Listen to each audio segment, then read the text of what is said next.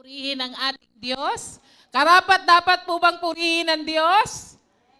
Amen. Sa iba po, karapat dapat po bang purihin ang Diyos? Amen. Palakpakan natin ang ating Panginoon. Hallelujah. Yan, ang tema po natin, Breakthrough Peace that brings new beginning. Sa mga nakaraang linggo po ay nakita po natin kung paanong ang kapayapaan ng Diyos ang magbibigay sa atin ng bagong panimula. Pero ngayong linggo po ay magbe-break muna tayo dahil ngayong araw na to, itong week na to, itong buwan ng January ay idineklara pong Bible Month. Palakpakan po natin ang Panginoon.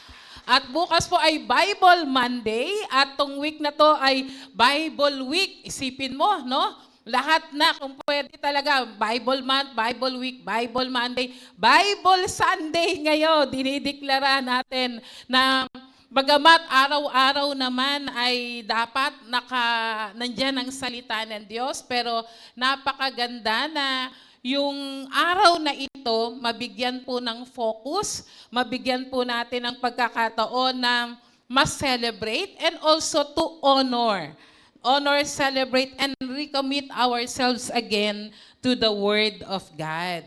At ang napakaganda po na atin po ngayon ay meditate and obey, na makikita po natin sa Joshua 1 verse 8, the pathway to prosperity, meditate and obey, celebrating the word that gives life. Amen? Napakaganda po yan na i-focus po natin ngayong araw na to, ang ating kaisipan, puso at lahat ng gusto nating gawin, nararapat gawin patungkol po sa salita ng Diyos.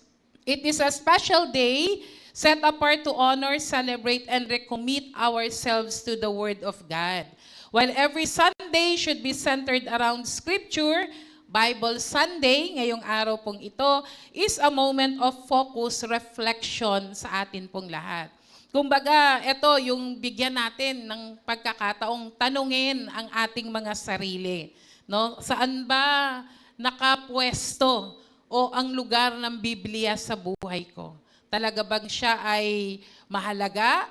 Siya ba ay priority na dapat naroroon sa ginagawa ko araw-araw? Do I read it out of habit or hunger? Binabasa ko ba ang Bible, Dahil lang ba sinabing everyday dapat basahin o dahil nauuhaw ka talaga sa salita ng Diyos? O ang salita ba ng Diyos ay naririnig mo lang? Paano naman kaya ang pagsunod o ikapamuhay ito? Ang Biblia po ay hindi lang isang banal na libro. I wish meron po tayong mga libro. Yan, pwede pong itaas yung may mga dalang printed Bible. Ayan, praise God. Palakpakan natin si Lord. Amen. Nung araw po, mas malalaki at mas mabibigat dito, ang Biblia. And praise God. And of course, we have the convenience na meron na pong digital, na Bible. Pero iba pa rin po, na meron tayong printed Bible. Hindi lang po ito basta holy book na yung iba'y kinakatakutan sa sobrang takot, hindi na binabasa. Nandun na lang sa isang pwesto na banal. Nung kami po yung mga bata, meron din po kaming Bible. At syempre, nandun kami sa unang paniniwala o relihiyon na kung saan hindi ugali, hindi itinuturo na basahin ang Bible. By that time, So meron po kaming Bible, makapal siya, maliit, pero nandun siya sa may altar namin. Yung altar namin, syempre, maraming mga nakalagay doon, na mga personalities, mga kung ano-anong mga Diyos-Diyosan. At nandun yung Bible namin. At sabi lagi, inaalikabukan na siya, luma na nga siya actually, dahil nung natutunan naming magbasa ng Biblia at maghanap ng Bible, doon namin na-realize, may Bible pala kami sa bahay. Andun lang sa ibabaw ng altar na pinagdadasalan namin ng kung sino-sinong pangalan pa ang tinatawag namin nung araw. At sabi ng aking tatay ay, huwag niyo yang babasahin. Kasi baka hindi mo kaya yung mababasa mo dyan. Ayan. Kasi nung araw, no, kumakalat yung balita na nakakabaliw daw ang Biblia. Hindi pala. Nakakapagpatalino at nagbibigay ng karunungan mula sa Diyos. Amen? Palakpakan nga natin si Lord. Kaya nga, di ba? So meron kami noon, pero hindi namin binabasa. At nung na-born again po kami, doon po namin binuksan yung mga pages ng aming Bible. At sa tuwa namin, yung Bible namin, yung pag binuksan mo, parang madudurog na siya. Parang hahanginin na yung mga pages ng Bible. And yet, praise God, no? Merong Biblia na nabasa. Hindi lang po basta holy book na nung araw ay kinakatakutan naming mahawakan man lang. But it is the voice of God. Ang Biblia po mismo ay ang boses ng Diyos that is preserved through the ages. Isipin nyo, ilang taon nang nabuhay mula nung panahon pa po nila Moses, nung unang ibinigay ng Diyos yung unang parte ng Biblia. And until now, the Bible is there, the voice of God is there, preserved through the ages, the eternal truth that transcends culture and time. Ito po yung pundasyon ng ating pananampalataya. Kaya kapag meron tayong gustong doktrina, itatama, correction, and encouragement, wala tayong ibang reference. Ang reference lang natin lagi ay ang Bible. Amen? Hindi pwedeng sinabi nga nito. Yan. Dahil dapat yung sinabi ng tao na yon, ng pastor o kristyano, dapat nanggaling mismo sa salita ng Diyos. Sadly, ang sabi nga dyan, no, and kaya nga sabi ng 2 Timothy chapter 3 verse 16, all scripture is breathed out by God and profitable. Talagang hiningahan ng Diyos ang bawat talata, bawat letra ng salita ng Panginoon sa Biblia.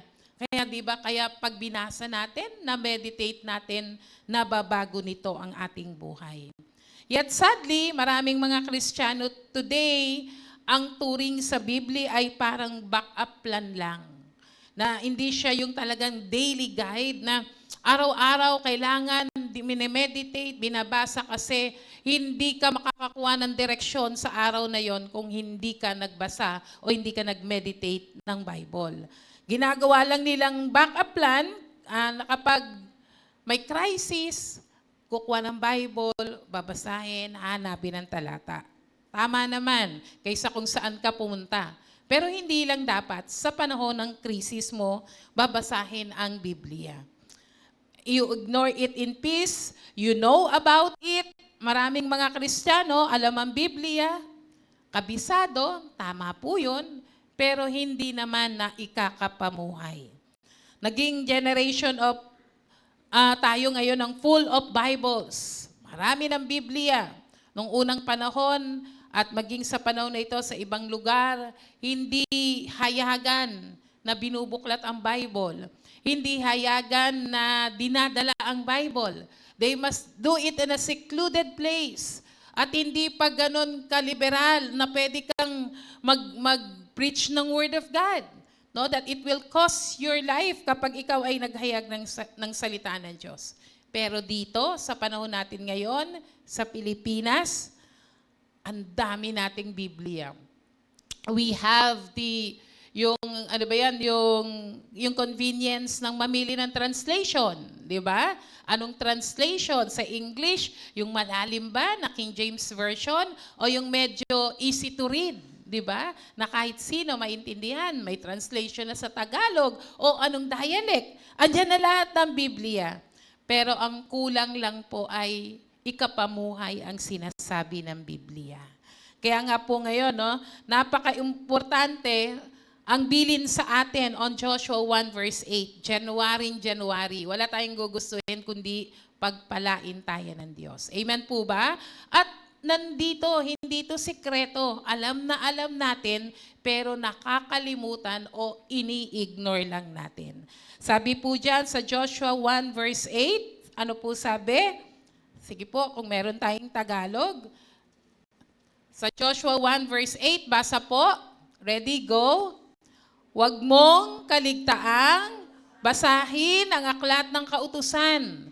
Pagbulay-bulayan mo yan araw at gabi. Basa po, upang matupad mo ang lahat ng nakasaad doon, sa ganoon magiging masagana at matagumpay ang iyong pamumuhay. Palakpakan nga po muna natin ang sinabi ng Lord on Joshua 1 verse 8.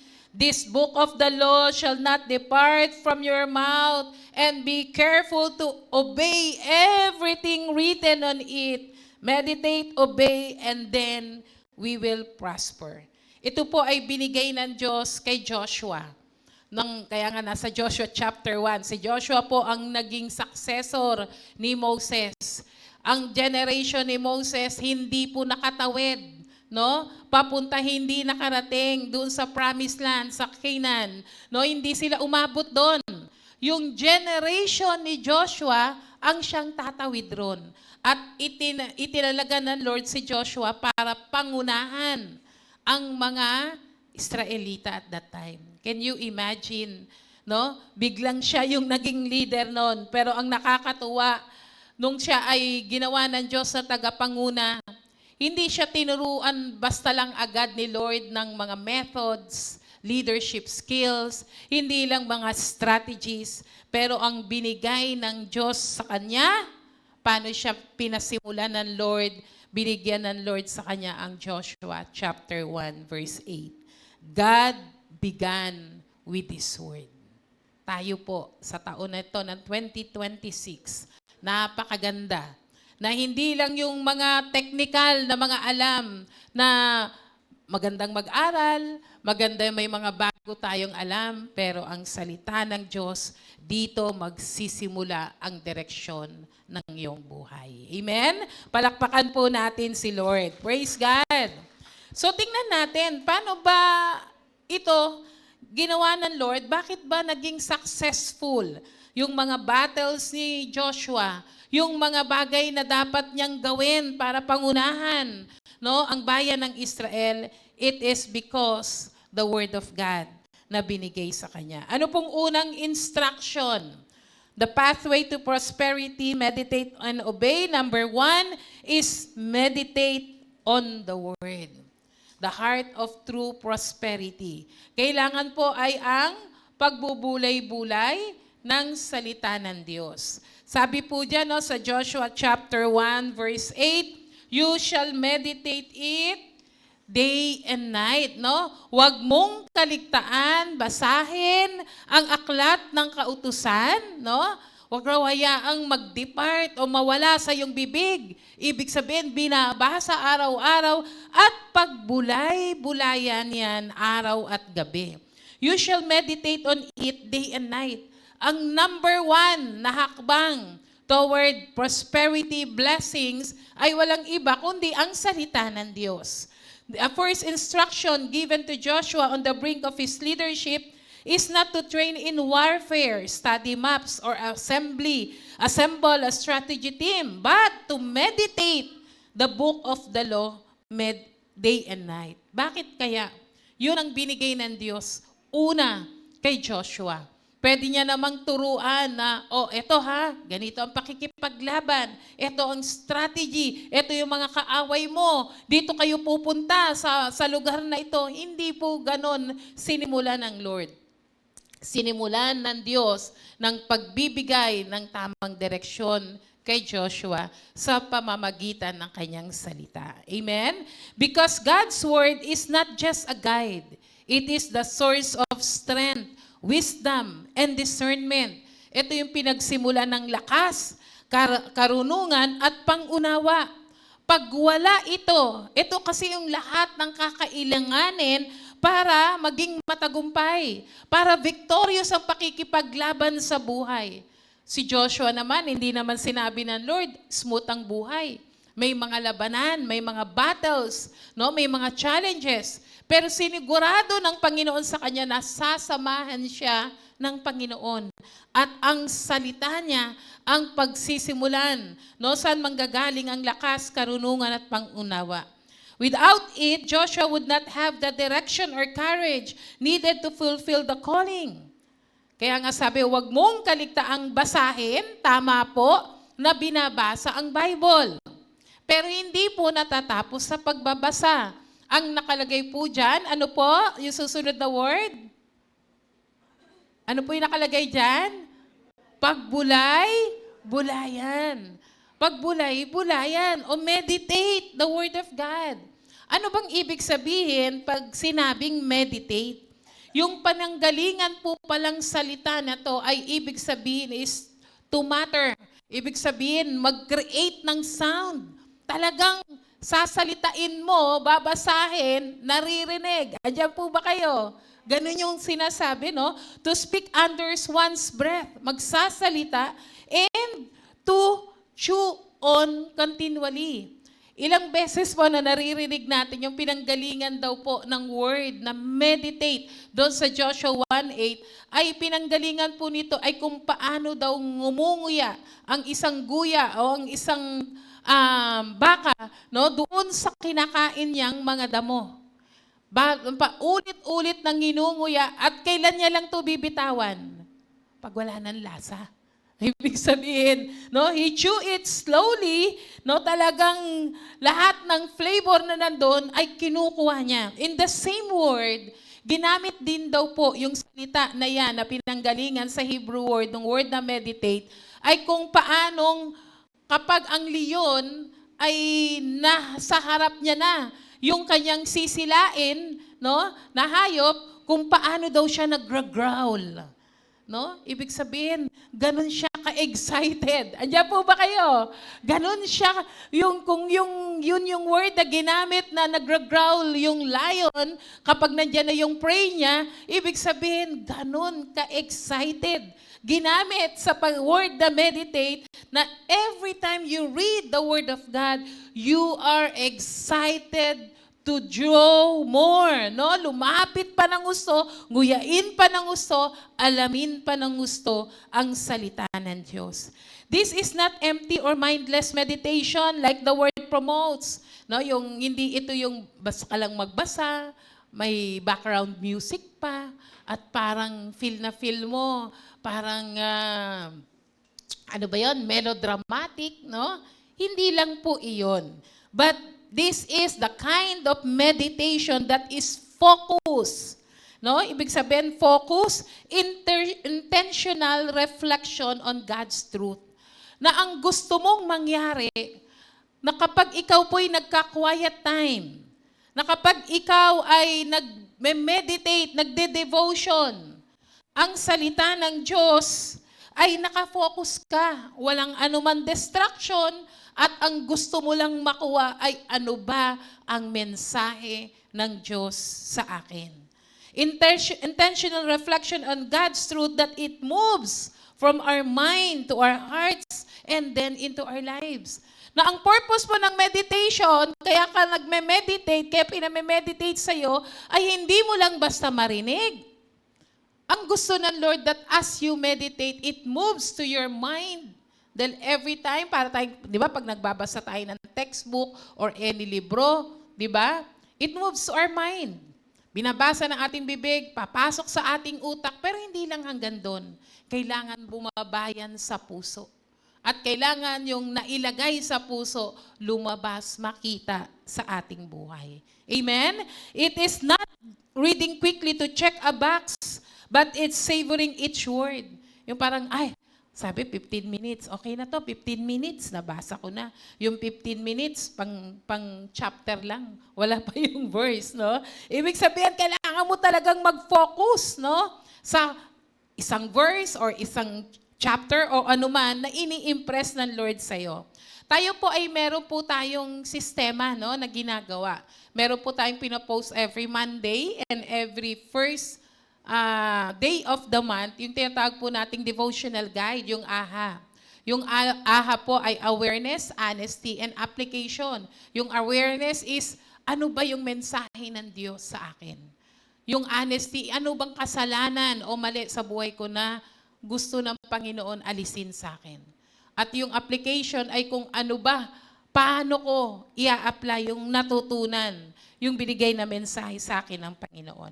Ano po sabi ng Psalm 1 verse 2? Sabi po sa Psalm 1 verse 2, but his delight is in the law of God. Basa po tayo.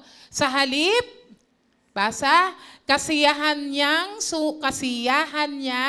sumunod sa kautusan ni Yahweh, binubulay-bulay niya ito sa araw at gabi. Maging sa Psalm 119 verse 97, basa po tayo, ang iyong mga utos ay tunay kong iniibig. In love sa Word of God. Araw-araw at maghapon ay siya kong iniisip. No? Isipin mo, yung talata ng verse 97, parang sa isang iniirog, di ba? Iniisip, buong maghapon, araw-araw, iniibig. Ganyan daw natin dapat tinatrato. Ganyan daw po talaga dapat yung pag-meditate ng Word of God. Amen? Let it be, why must we meditate day and night? Bakit daw po sinabi na ang pagbubulay-bulay ng salita ng Diyos ay araw at gabi? The phrase day and night, no, sa panahon ng kanilang kultura at literature, pag sinasabi po yung word na day and night, hindi lang po ito technically na umaga at gabi. Na mas maganda nga po umaga, tanghali at gabi. Actually, yung devotional guide nga po natin tinumbasan yung main na kain natin sa araw, no? May breakfast, may lunch, may dinner. Meron pang focus na word ng i-meditate na verse. It is not just about clock time, but yung day and night na word, it means continually, consistently, and in every season of life. Na pag sinabi daw pong day and night, pag sinabi pong umaga at gabi, pwede naman po, tama na umaga, paggising at bago matulog sa gabi, gusto mo pang lagyan sa break time mo sa tanghali, pero ang punto po rito, ito ay dapat tuloy-tuloy. Palagian, walang palya, at sa lahat ng pagkakataon o season of our life. Pag sinabing tuloy-tuloy, everyday. Walang palya yan. No? Pag sinabing consistent, hindi yung pag hindi ka pagod, pag hindi ka puyat, no? Hindi nakadepende sa sistema ng ating katawan, kundi iyon na mismo ang sistema mo, pagising, manalangin, kunin ang Biblia, magbulay-bulay ng kanyang salita. Amen? Palakpakan nga po natin si Lord. When you rise and when you rest, tama po yan, pagkagising, bago matulog. When you succeed and when you fail. Hindi lang kukunin ang Biblia kapag sa time ng failure. At sa pag-time na hindi okay, hahanapin ang Bible. Hindi po. Kaya nga po, day and night, in every season of our life, kahit anong yugto ng buhay mo, magbubulay-bulay ka, magme-meditate ka ng salita ng Diyos. Even sa panahon ng kagalakan at sa panahon ng kalungkutan, hindi ka titigil magbulay-bulay ng salita ng Diyos. This is about making Scripture the rhythm of your life, the lens through which you see everything. What happens when we meditate? Ano bang nangyayari pag nag-meditate tayo? Sabi po dyan, your mind is renewed. Sabi dyan, huwag kayong makiayon sa takbo ng mundong ito. Basa po, sa halip, hayaan niyong baguhin ng Diyos ang iyong pag-iisip. Basa po, upang maunawaan ninyo ang kanyang kalooban, sa gayon magagawa ninyo kung anong mabuti, kalugod-lugod at ganap na banal na kalooban ng Diyos. Binabago. No, tayo po talagang everything, no? It's a complete overhaul. Iba ang kaisipan natin noon, ibang paniniwala natin noon. Puro kasinungalingan. Pero kapag nagme-meditate tayo ng salita ng Panginoon, ang unang ginagawa ng Diyos ay baguhin ang ating kaisipan. Ikalawa, your heart is guarded. Binabantayan nito ang iyong puso. Kaya napaka-importante na part ng ating buhay talaga ng isang Kristiyano, yung quiet time, devotional, meditate God's Word.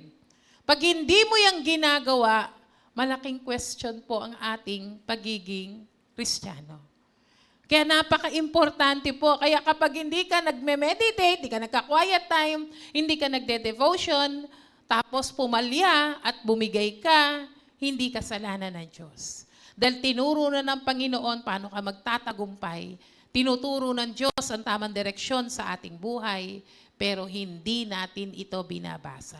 Hindi natin ito minimeditate.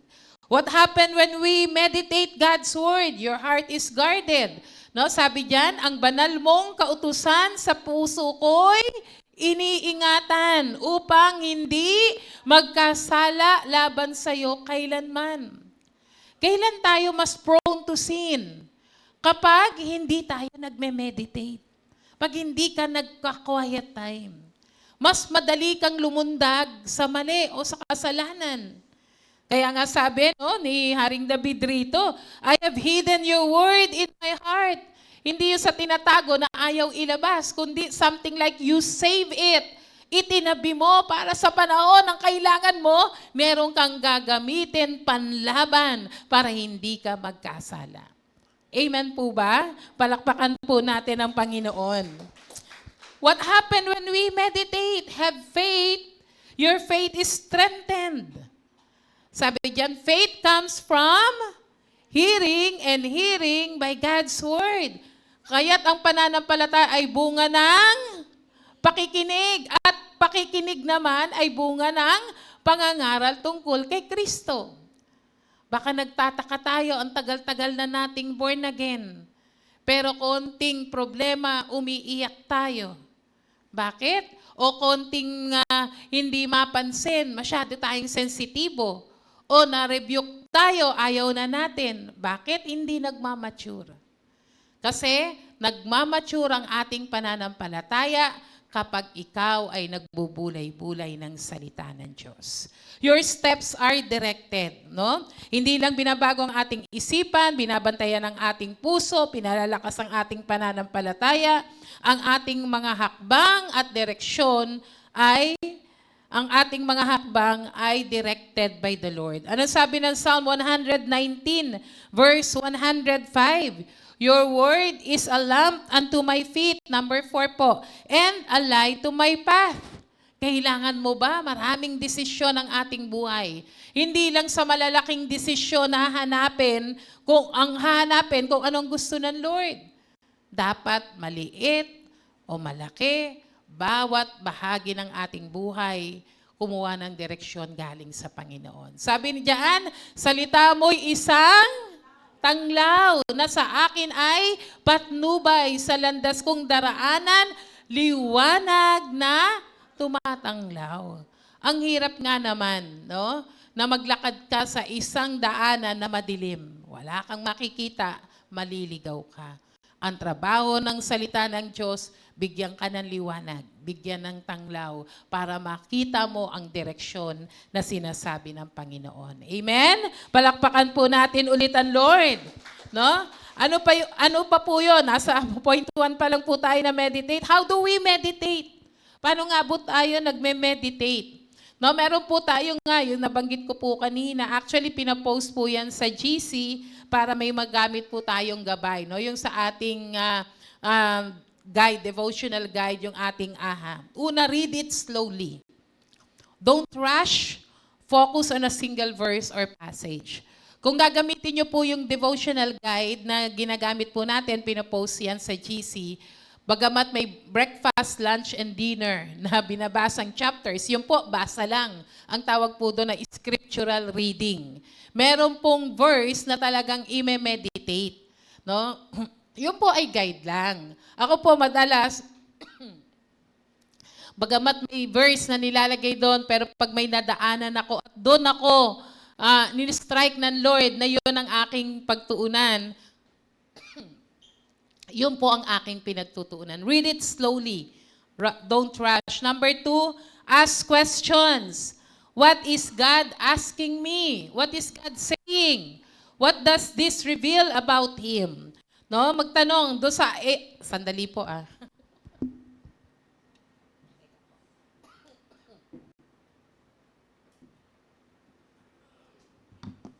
Doon po sa ating AHA, may tanong puro, no? Awareness. What is God's message for me?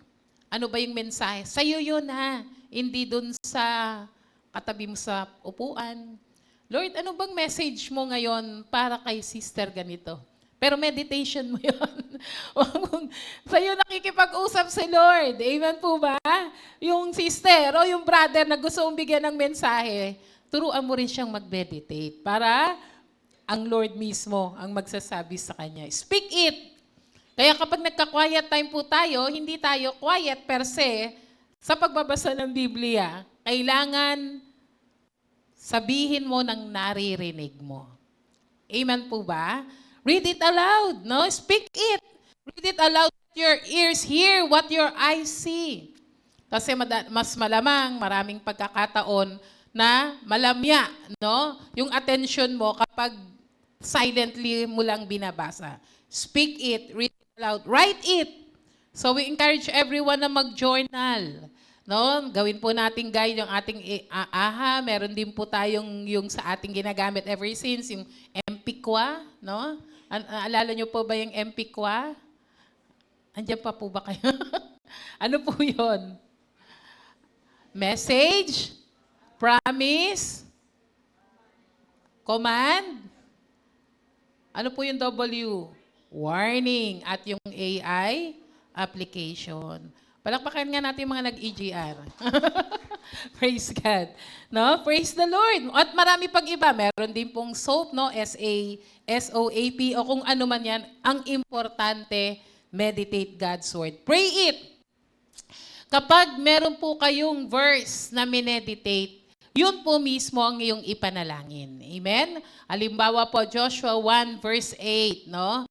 Sabi po dyan, no? Meditate God's Word day and night. Be careful to obey. So, ita-translate mo siya sa prayer. Lord, tulungan mo po ako na mag-meditate araw-araw, lagi at walang palya. Tulungan mo po ako na gawin, sundin, lahat ng inutos mo. Agats po ba natin?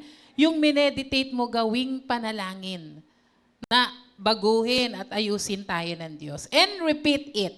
Paano ba yung repeat it? Throughout the day, ay i-memorize. Mas maganda kung i-memorize. Pero may part dyan na pwede namang on your own words.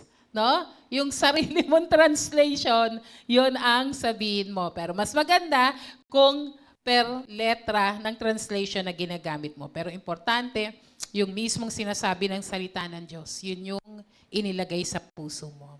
Kaya this Bible Sunday, we are realigning ourselves with a spiritual discipline that can transform your lives. Paano bang gagawin natin? Diyan sa meditate na yan. Bakit kaya instead na pagising ay hinahanap natin ang ating cellphone at binubuksan kung sinong nag-chat, meron bang tumawag, o baka doon ka rin nagbubukas ng iyong Bible, I suggest, sa iyong meditation, sa iyong quiet time, buksan mo po ang iyong printed Bible. Bakit? Kasi nga, pag open mo, pag gising mo, binuksan mo ang cellphone mo, ang intention mo lang, tingnan ng oras, mag-meditate, pero tiyak niyan, pag may ganun, may mga notif, di ba? No message, yung message, tiyak yan titingnan. Madidistract ka. Amen? So bakit kaya instead of checking our phone first in the morning, why don't you check in with God's Word? Amen po ba? Biblia, magbasa at magbulay-bulay. What if, instead of scrolling at night, pahinga ko naman yan tingin lang naman ako sa phone. Pero hindi lang 10 minutes na uubos natin, di ba? Kung break time ka tumitingin, napansin mo, buong break time pala. Nagtingin-tingin lang ako ng update ng mga following, no? Yung mga fina-follow ko sa FB o kung saan man. Bakit? Why not spend 10 minutes meditating on a verse from Psalms or Proverbs? Kaya nga po, no, sabi nga, ang Proverbs is 1 to 31, di ba? Ang chapters. Napakaganda sa isang araw, may isang chapter ng Proverbs kang binabasa. Mamaya po, may pamimigay tayong mga booklet about Proverbs. Yan. Pwede nyo pong gamitin. And these things can change, lead to lifelong fruitfulness. Number 2, una, ano po yung una? Meditate. Sabihin nga po natin, meditate. Number 2 is obey the word. Obey the word, the proof of true meditation. Balik po tayo sa Joshua chapter 1 verse 8. Sabi po doon, no, sa Joshua chapter 1 verse 8 ay huwag mong kalimutan, kaligtaang basahin ang aklat ng kautusan, pagbulay-bulayan, yan po yung number 1 natin. No, meditate it day and night, no, upang matupad ang lahat ng nakasaad doon. The second word is obey. Sa translation po sa English, sabi doon, be careful so that you may be careful according to all that is written in it. Meditate God's word day and night and be careful to obey everything written on it. Sabi po dyan, no, napaka-importante na after i-command po ng Lord si Joshua to meditate the word day and night, may kasunod po agad. No? Siguraduhin or i-observe to do all that is written in it. The next move is to obey. Pagsunod. And this is critical. God never intended this word to stop at our minds. Pag nagbasa ka ng Bible, pag nag-meditate ka ng Bible, pumapasok yan sa ating kaisipan. Bumababa sa ating puso, no? Yung pagbabasa sa ating isip. Pag nag-meditate ka, bumababa na sa puso. No? Kasi binibigay na ng Lord sa iyo yung mensahe niya sa kanyang salita. Ang problema, hindi na lumabas. Palabas ng puso, wala nang application. So hanggang obeying lang. God never intended this word to stop at our minds. It must reach our hands. No, technically, yung kamay is something to hold. Pero pag sinabi nating hands, it means to work. No, sa Biblia, pag sinabing bless the works of your hands, ito po ay inahalin tulad sa pagtatrabaho. So dapat nagbasa ka, pumasok sa isip, nag-meditate, pumasok sa puso, palabasin mo yan sa iyong kamay. Ibig sabihin, nandoon ang pagsunod. Amen? Palakpakan nga po natin ang Panginoon.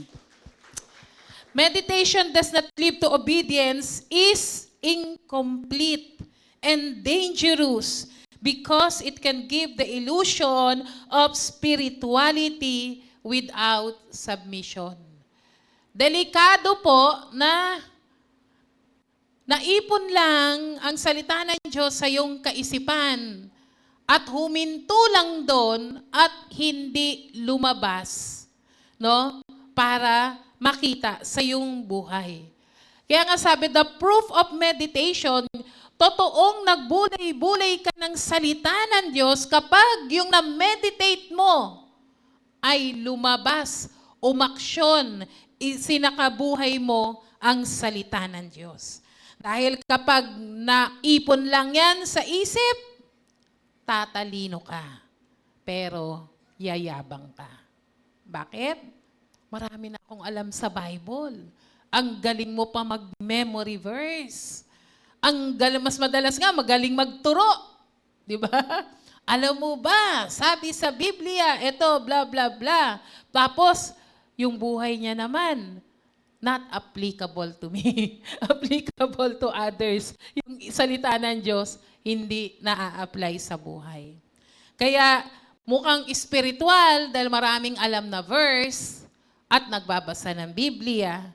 Pero kapag walang obedience, ibig sabihin, delikado, critical, incomplete, and very dangerous. Obedience is the purpose of God's Word. Bakit ba tayo meditate ng God's Word? No? Ang layunin po niyan ay sumunod po tayo. The Bible was not given merely to inform us, but to transform us. Kapag ang salita ng Diyos na yung binasa at mineditate, hindi po trabaho niyan just to give you information. nangyayari, kumbaga nagaganap the very purpose of God's Word, and that is to transform you kapag sinusunod mo ang na-meditate mong salita ng Panginoon. Ano sabi ng James chapter 1 verse 22? Basa po. Mamuhay kayo, basa po, ayon sa salita ng Diyos. Kung ito'y pinakikinggan lamang ninyo, ngunit hindi sinasagawa, ano daw po? Dinadaya ninyo ang inyong sarili. Naglolokohan lang daw po tayo. No? Nagkukunwari-kunwarian lang tayo. Nagbabasa ng Bible, pero na-stop lang sa kaisipan, hindi nababasa puso't na ilabas sa buhay. Ibig sabihin, hearers ka lang, but you are not doers, then dinadaya natin ang ating sarili. Notice that the scripture says, those who hear without obeying are self-deceived, kaya it produces pride. Si Joshua po, sabi, be careful to do all things written in it. Hindi po sabing selective lang. Hindi po sinabing, yung ano lang, yung puro promises lang. Ang sabi diyan, lahat ng nakasulat, siguraduhin na sundin. Partial obedience is still disobedience. Pag portion lang, pinipili mo lang yung gusto mong sundin sa Biblia, at yung sinabi sa Biblia na alam mo, binasa mo, na meditate mo, pero ayaw mo, na desisyonan mong hindi sundin, kapatid, that is still disobedience. Obedience requires careful submission. Kaya nga po sabi, be careful to do. Watch closely, guard it, intentionally follow. Ang pagsunod po is always a choice. Sabihin nga po natin, choice. Pagpili. Nagkakaroon lang ng pagsunod pag pinili mo ang sumunod. Kaya nga po, even our repentance, it is a choice. Amen po ba? Kasi na-realize mong makasalanan ka, nakilala mo ang Diyos na nagpapatawad, ang imbitasyon ng Diyos ay pagsisihan, talikuran ng kasalanan. So, you need to make a choice. Amen po ba? At yung pagpinili mo ay dapat ang pagsunod. It doesn't happen accidentally. It happens through deliberate surrender. Kaya sabi ng Lord, no, kay Joshua, be careful to obey. Ano po sabi ng John 14 verse 15? Basta kung iniibig ninyo ako, tutuparin ninyo ang aking mga utos. Kung i-convert po natin ng negative side, na kapag hindi natin sinusunod ang utos ng Diyos, iniibig ba natin siya? Hindi.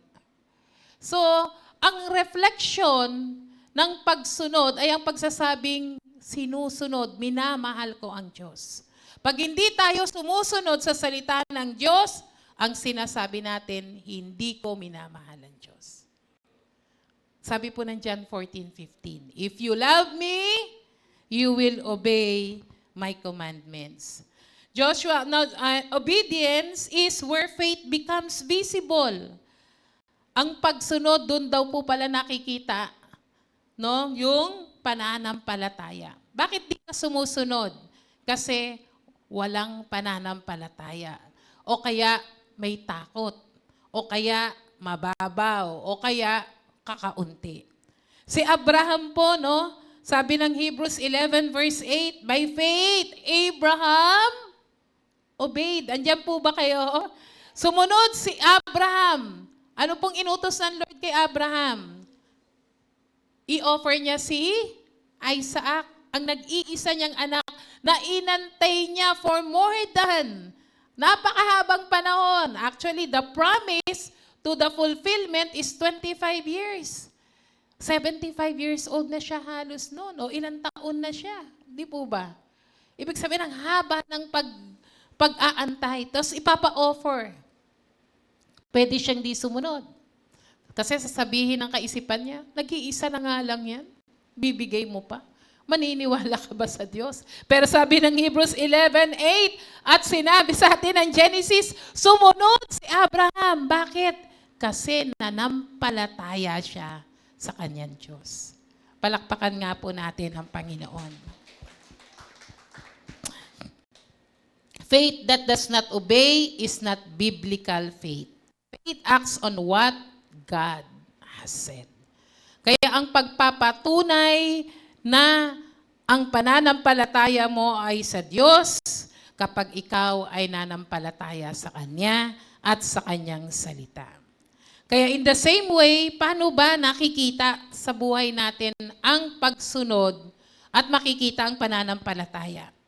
Sa ating mga personal na buhay, sa ating mga relasyon, sa ating mga resources, choices, and forgiveness sa pamumuhay ng may kabanalan. Pinipili po ba natin ang salita at manampalataya sa Diyos? Obedience is not selective. Sabi diyan, di ba, sa Joshua 1 verse 8, be careful to obey all that is written in it. Hindi sinabi ng Lord na some. Hindi po sinabi ng Lord, pumili ka kung anong gusto mong i-obey. Ang sabi diyan, all. Sabihin nga po natin, all. All. Bakit po? Hindi lang pag comforting verse, ang sarap po no? Kapag may problema ka, hanap ka sa Biblia ng napakagandang mga comforting verse ng Lord. If you need healing and everything, tama po yun. Mga promises ng Lord and everything na magaganda. Paano naman kapag may utos patungkol sa kabanalan? May utos pagdating sa pagsisisi, sa pagpapatawad, sa paglilingkod, to take up our cross and anything. May mga parte po ng ating buhay na ang hirap bitawan. Halimbawa, may sa relasyon ng mag-asawa, sa relasyon ng mga mag-boyfriend, mag-girlfriend, or anything. Minsan, nagre-reason pa tayo, di po ba? Pag may boyfriend na hindi mananampalataya, o girlfriend na hindi mananampalataya, i-reason out pa natin yan. Ano sinasabi natin? Dadaling ko naman kay Lord, kasi di ba sabi ng Lord, go and make disciples, preach the gospel. No? Tama naman. Hindi po ba? Pero tama na magdala ka ng bagong mananampalataya. Pero may salita ang Diyos. And we select sometimes. Pagdating sa forgiveness, di ba? We select sometimes dahil hindi madaling gawin yung bagay na yon. Kaya nga, make your meditation your prayer. It is a process. Baguhin ng Diyos ang ating puso. And sometimes, selective yung gusto nating gawin. Kaya sabi ng Lord sa Luke 6 verse 46, basa po tayo. Bakit niyo ako tinatawag na Panginoon, Panginoon, ngayong hindi naman ninyo tinutupad ang sinasabi ko? Ang kausap po ng Lord rito ay mga Christians. And most likely, mga leaders or workers. Kasi nagpapalayas ng demonyo, nagpapagaling ng may sakit. Tapos biglang nasarhan sila. Abi na Lord, di ba? Yung sa diskurso doon, sa discourse, no? May yung part na yan. Tinatawag niyo akong Lord, Lord. Pero hindi niyo tinutupad ang sinasabi ko. Kaya mga kapatid, napaka-importante not only to meditate but to obey. Obedience brings alignment for us to return, repent, and realign our lives to the Lord. And thirdly, punta po tayo, you must ask yourselves, am I reading the Bible but resisting the authority? Are there areas of my life where I know what God says but choose otherwise? Na paulit-ulit, minsan na-meditate mo na. Ikalawa, sinabi, nung nagturo, minsan sinasabi pa natin, bakit parang alam niya ng tong buhay ko? Siguro, chinismis ako dyan. Kaya dyan sa pulpit, sinasabihan ako. Hindi lang yun. No? Nagbasa ka ba sa FB, may dumaan na verse. Saktong-sakto sa pinagagawa ng Lord. Tinatanggihan pa rin natin. We choose otherwise. Do I treat Scripture as an advice or as a command? Kapatid, hindi lang to meditate, but we are here to obey God's word. Palakpakan po natin si Lord. Praise God. Then, number 3, yan. Gusto natin yung prosperity. Gusto natin blessing. Then, you will prosper and have success. Tandaan natin, pag may inutos si Lord, may command si Lord, merong pabuya lagi. Di ba? Kapag may inutos ang Lord, hindi pwedeng walang reward.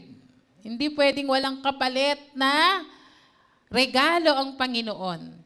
If you meditate, if you obey, saka sinabi ng verse 8 sa dulo, then, saka lang darating ang pagpapala kapag binulay-bulay mo ang kanyang salita at sinunod ito.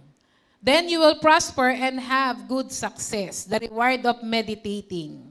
Nakita po natin the sequence, not before you meditate, not before you obey, but after you meditate and obey, you have those things. What does it mean to prosper and have good success? Pag prosper, good success, sa isip ka agad natin, syempre, pera, magandang trabaho, magandang negosyo, everything na may kinalaman sa material na bagay.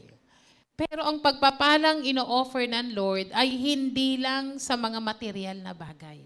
Dahil ang mga material na pagpapala ay resulta ng espiritual o pagpapalang di kayang bilihin ng pera.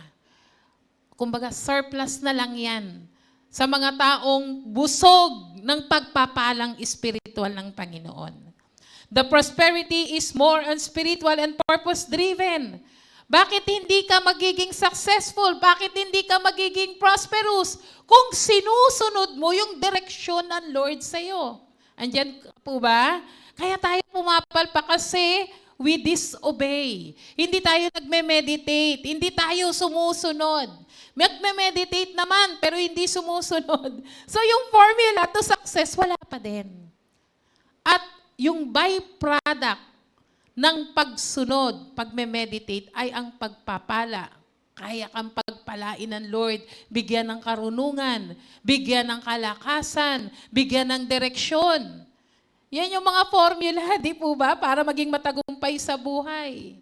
Pero higit sa lahat, yung punong-puno ka ng kauhawan sa salita ng Diyos at pagkakilala sa ating Panginoon. Kapatid, napakaraming inihanda ang Lord sa atin, no, na mga pagpapala. Even on Psalm 1 verse 3, gusto ko lang basahin yung Psalm 1 verse 3. God's word leads to a fruitful life. Sabi diyan, blessed is the one whose delight is in the law of God. He is like a tree planted by the streams of water that yields its fruit on its season. Kung may verse po, yung letter C, God's word leads to a fruitful life. Sabi po dyan, ang taong ang kanyang kasiyahan ay bulay-bulayin ng salita ng Diyos, ang katulad niya raw po ay isang puno na nakatanim doon sa batisan. Nag-green na green ang kanyang mga dahon. At sa panahon niya ay nagkakaroon ng maraming bunga. Ang sarap, di po ba? Even sa panahon ngayon, noon sa panahon nila, saan ka dapat pumipesto? Doon sa may tubig. Doon sa may batisan.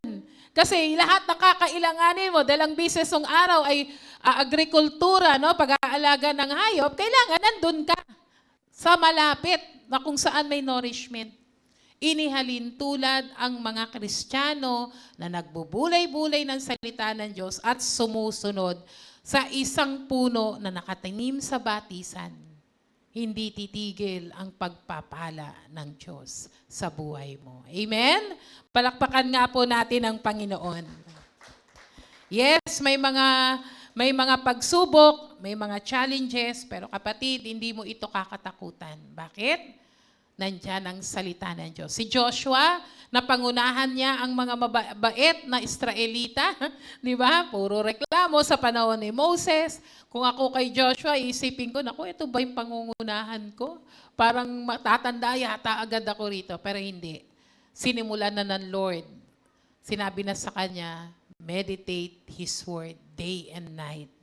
And obey it. Be careful to obey it. Then you will be prosperous. And I will give you good success. Amen? Palakpakan po natin ang Panginoon. Tumayo po tayong lahat. Praise the name of the Lord. Purihin ang Panginoon. Ipinocus po natin, no? Hindi po ito para magdagdag lang ng kaisipan, magdagdag lang ng bagong turo sa atin. Pero maraming plano na nag-aantay sa atin na gusto nating mangyari, maganap sa buhay natin nitong January. Huwag nating isantabi ang salita ng Diyos. Make time for it. Pagising sa umaga, unahin mo nang kausapin si Lord. Unahin mo nang hanapin ang iyong Biblia. Kung wala kang guide sa paano ba gagawin? Bubuksan ko na lang ba ang Bible kung saan tumapat? Dapat may sistema, kapatid. Pwede mong gamitin yung mga resources o guide na binibigay sa atin and stick to it. Kung gumigising ka ng alas 5, magbibigay ka ng 15 minutes for the Word of God, so be it. Gawin mo consistent, ganong araw, ganong oras. And eventually, you'll find yourself kulang, bitin. Gusto ko pang magbabad sa salita ng Diyos. Huwag mong hanapin sa kung anong pamamaraan para ikaw ay mapagpala ng Panginoon. Binigay na ng Lord ang sikreto. Meditate and obey. At kaya kang pagpalain ng Diyos sa buhay mo. May we sing a song for God? Hallelujah. Here I stand forever in your mighty hand, living with your promise written on my heart.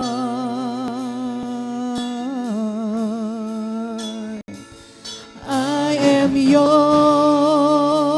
yours, surrendered wholly to you.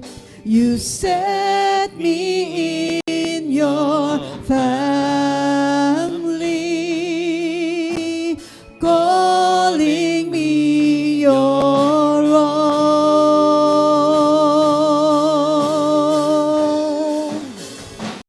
Now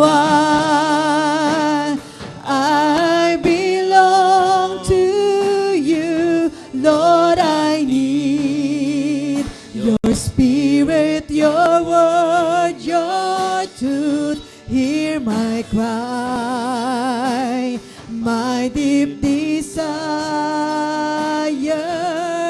to know you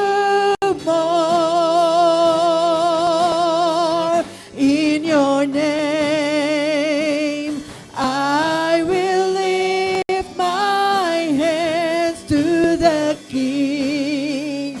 This anthem of praise I bring, heaven knows I long to love you with all I am. Now I Hallelujah. Let's raise our hands to God. belong Thank Him to you. for the word that is Lord, given I for us. need your spirit, your And ask the Lord word, for your more truth. of His Hear word, my cry, His mighty revelation, my nauhawan deep sa salita ng Diyos. Hallelujah. desire to know you more.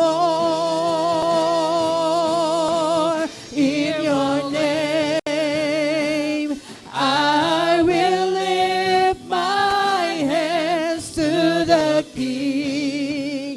This anthem of praise I bring, Him I crown.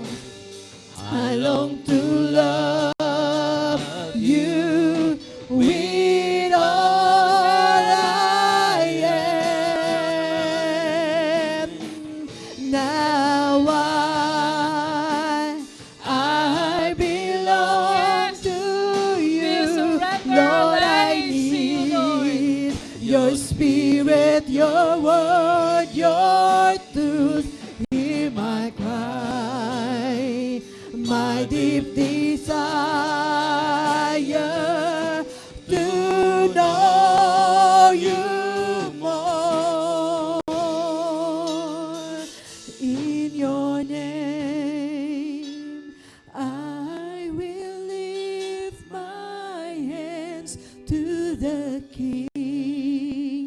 This anthem of praise I bring, heaven knows I long to love you with all I am.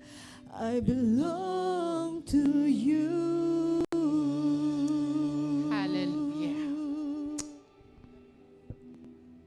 This is a time to choose. Lahat po ng paalala para mahalin natin ang ating Diyos at ang kanyang salita. You can raise your hands to God. Kung ikaw ay nagugutom, nauuhaw sa kanyang salita at presensya.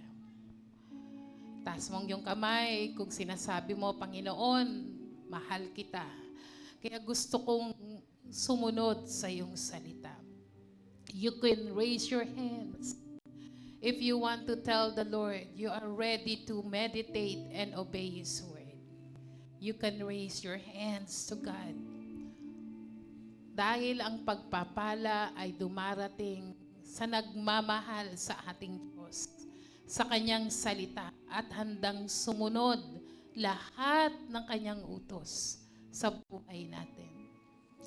Panginoon, naririto kami, hindi po namin kakayanin to do all things that is written in it unless samahan niyo kami, pangunahan at gabayan.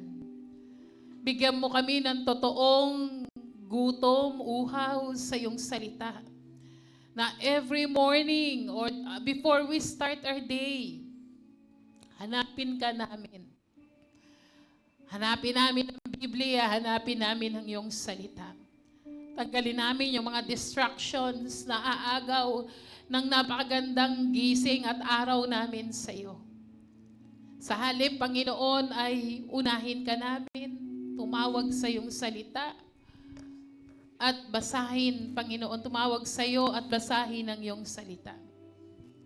Tulungan mo kami, Panginoon, that as we read your word, Holy Spirit, reveal to us God's word, God's message, God's promises, God's warning, at kung paano po namin ito susundin.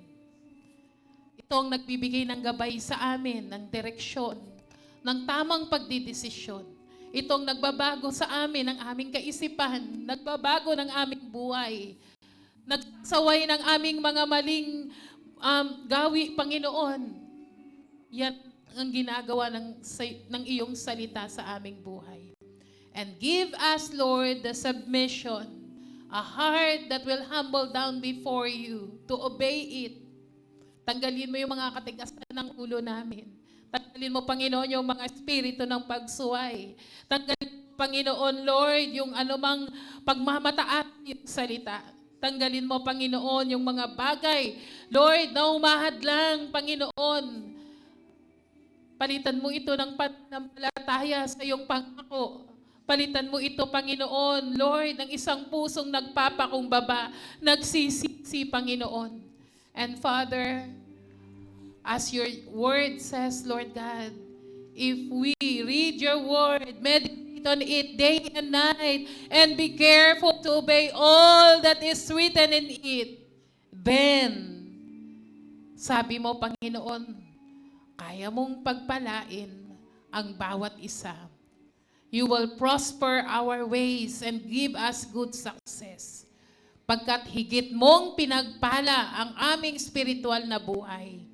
At Lord, yung mga ibang pagpapala, Panginoon, anumang bahagi, Panginoon, anumang sa aming buhay, it goes right after. Dahil Lord, yun ang pangako mo. Anumang pangangailangan ng iyong mga anak ngayong umagang ito, patuloy kang magpala, patuloy kang gumanap sa kanilang buhay. Ang mga may sakit at karamdaman, we declare healing right now. We declare, Lord, your miracle in those bodies in the mighty name of Jesus. As you are our Lord, our healer, our Rapha. By your stripes, we are healed. Maging ang mga mahal namin sa buhay na may sakit at karamdaman, heal them, Lord. In the name of Jesus. Sa mga nangangailangan, Panginoon, sa kanilang mga pangtustos, patuloy kang gumanap, patuloy kang mag-provide, Lord. Turuan mo kami, Panginoong, maging masunurin sa iyo. Patuloy kaming manampalataya sa iyo na kaya mo, Panginoong, tustusan ang lahat ng pangangailangan ng iyong mga anak. Lord, thank you for our God who is our great provider. Our God who is our Jireh, Lord God. Thank you, Jesus. And Father, Lord, sa relasyon ng iyong mga anak, patuloy kang mag-ayos, maging sentro ng aming mga buhay, ng bawat mag-asawa, magulang sa anak, sa mga kakapatid, to the extended family, sa trabaho, sa mga magkakaibigan, anumang klaseng relasyon, ikaw ang Diyos ng pagkakasundo, ikaw ang Diyos ng kapayapaan, ikaw ang Diyos na nagpapala. Anumang mga pangangailangan, Lord, ikaw ang nagsabi, Lord, ilapit namin sa iyo lahat ng aming pangangailangan at bibigyan mo, Lord God, ng tugon at katuparan na to. We thank you, Lord, for today. We receive the blessing. For today, we receive our miracles. For today, Lord God, we receive your mighty provisions. We receive your favor, Lord. We receive your peace and joy, O God. Maraming pong salamat. Hayaan mong ingat kong ibalik sa inyo, Panginoon, ang lahat ng papuri, kaluwalhatian, karangalan, sa pangalan ni Jesus. Amen and amen.